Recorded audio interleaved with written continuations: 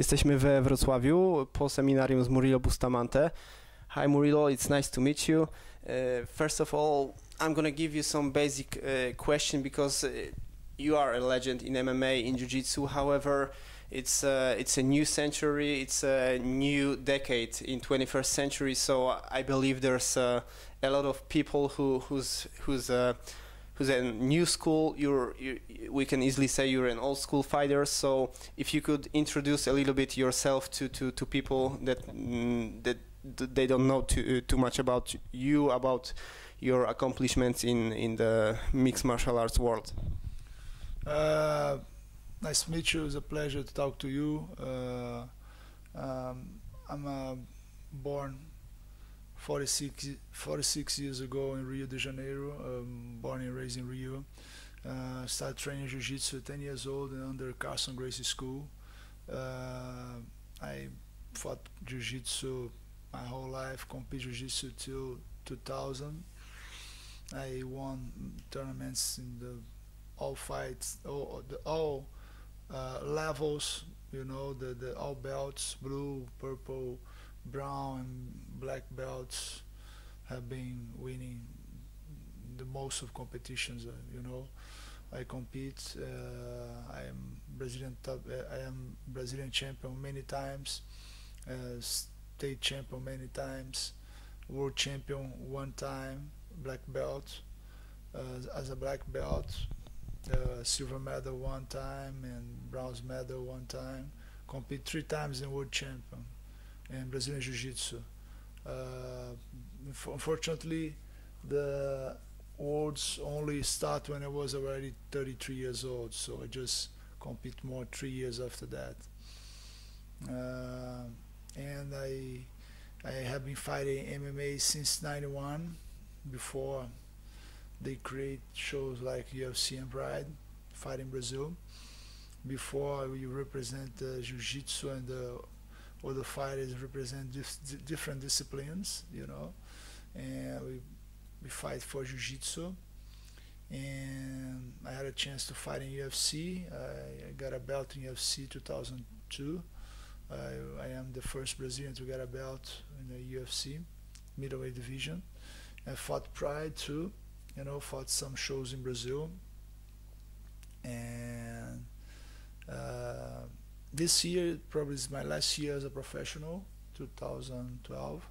I fought March in Brazil, and probably I will retire as a fighter this year. So I'm gonna keep working as a coach, as a manager, you know, a promoter, everything around the martial arts business.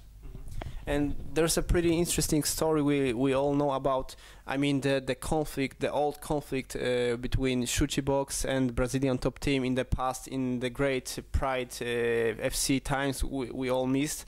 But we know the story more or less from the internet. But could you tell how it started, and is the conflict still on, or it's over?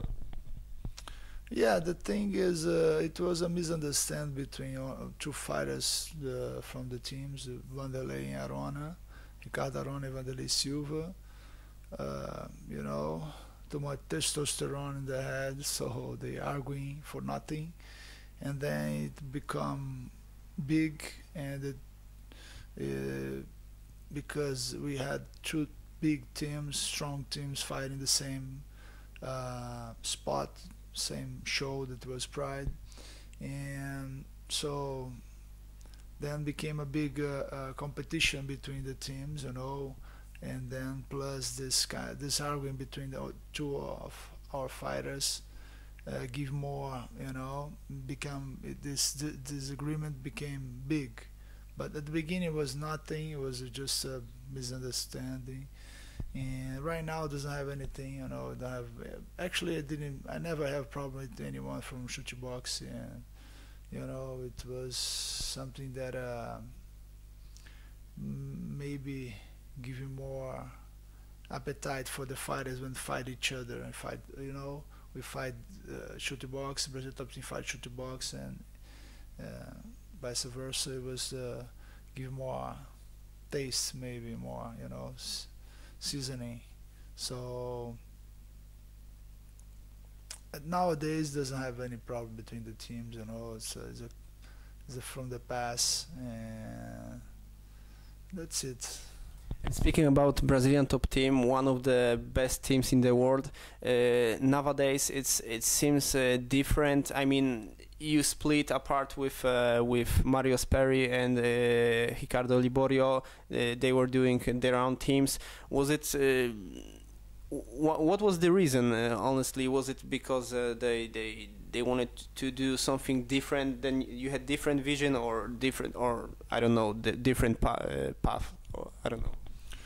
Yeah, we start together. We used to train together in Carson. When we left Carson, we went to my academy. You know, they come from my academy to train with me, and then we found Brazilian top team from there. You know, Ricardo, we never had any kind of disagreement. Ricardo Liborio, he just moved to States to work with a new team that they found there. The name was American Top Team, but we don't have never have any kind of disagreement.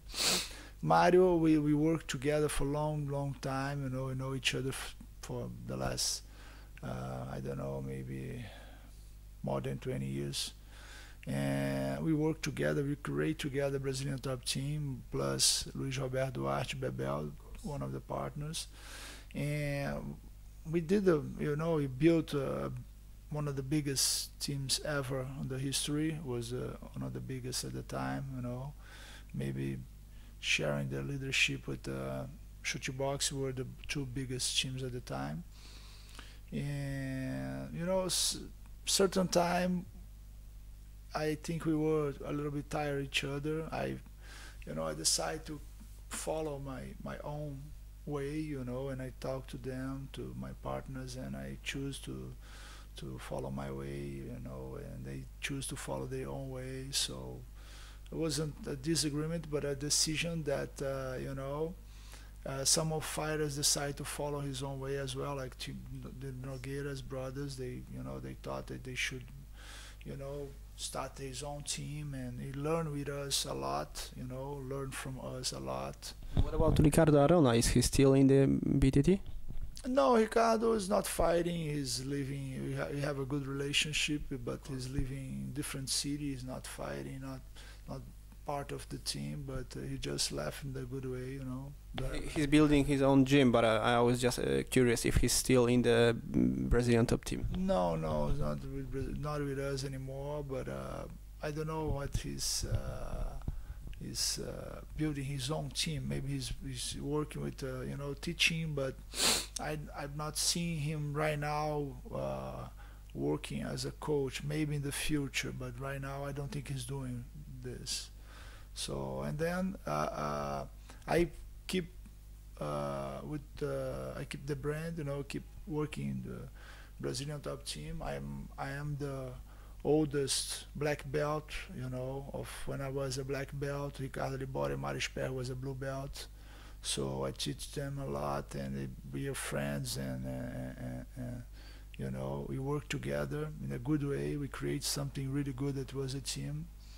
But yeah, I don't know, a certain time, I think we follow you should follow our own paths, you know, and that's happened in a good way, you know. So I'm happy renewing the Brazilian top team, new talents, Rousimara Palharesa, Milton Vieira, we have Toninho Fúria, Pedro Nobre, you know, a lot of, you know, good fighters coming from all over of the teams. Of Patrick Ote is a student of my student.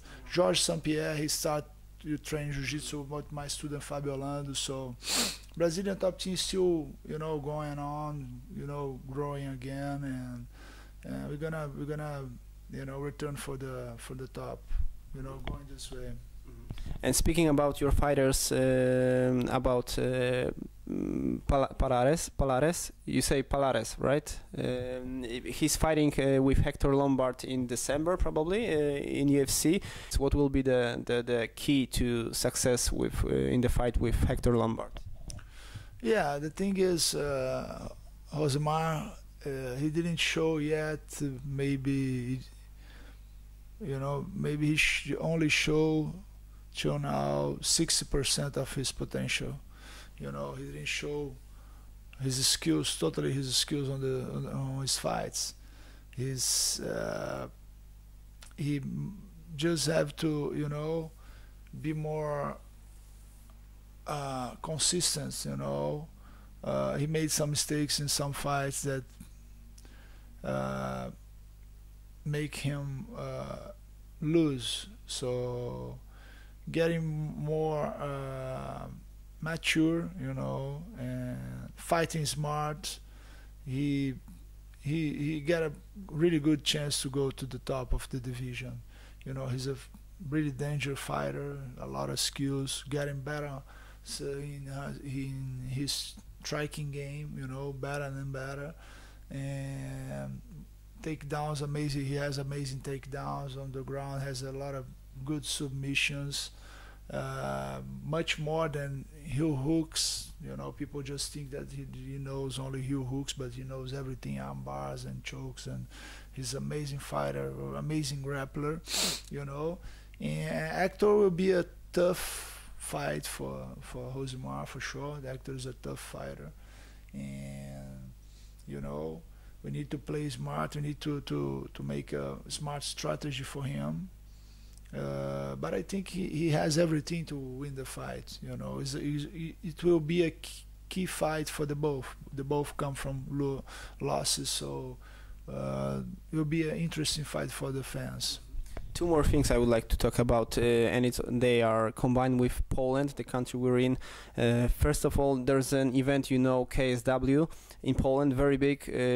6 million people watch every event in Poland, so it's pretty interesting. However, there was Paulo Filho who was supposed to fight at KSW.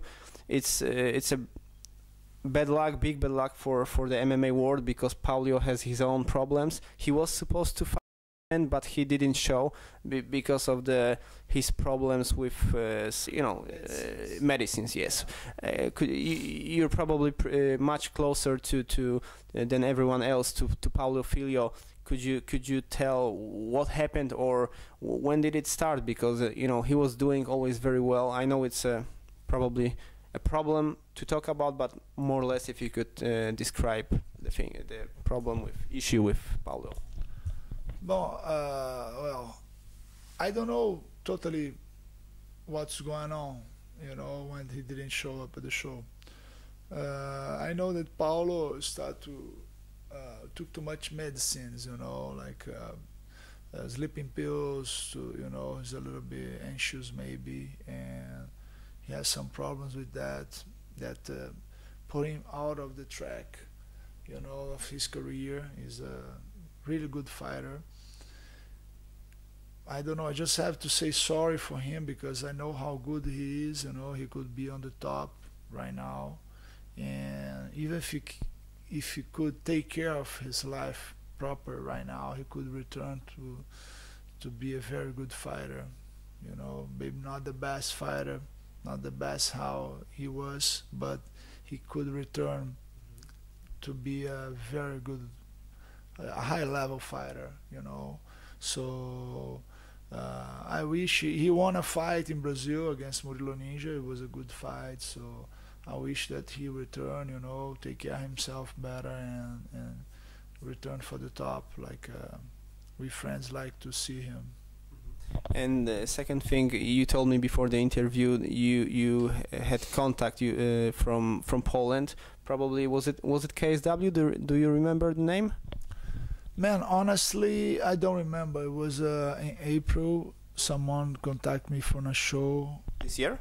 Yes, after I fought in March, and I got some contacts after, you know, and one of them, if I, you know, and I made a mistake, it was from Poland, and I honestly, I don't remember if it was this show in question, but somebody had been contacting me to fight all over the world, you know. But the fact is that that's my last year as a professional, as I told you, and my interest is fighting in my city, my hometown city, you know. It's Rio de Janeiro. If I fight, I will fight there, you know. My decision is that I don't know if I'm gonna fight, because I don't have time right now to train, and I'm not training at all. I'm teaching, working a lot, but I'm training. I have some hurts from my fight, and I working too much as a coach, teaching, and as a manager, and around martial arts as a promoter.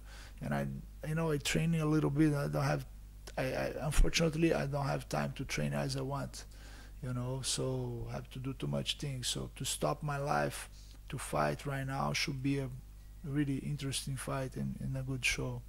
So, but it won't happen outside Brazil. It's gonna happen, gonna be inside my city, Rio, for sure.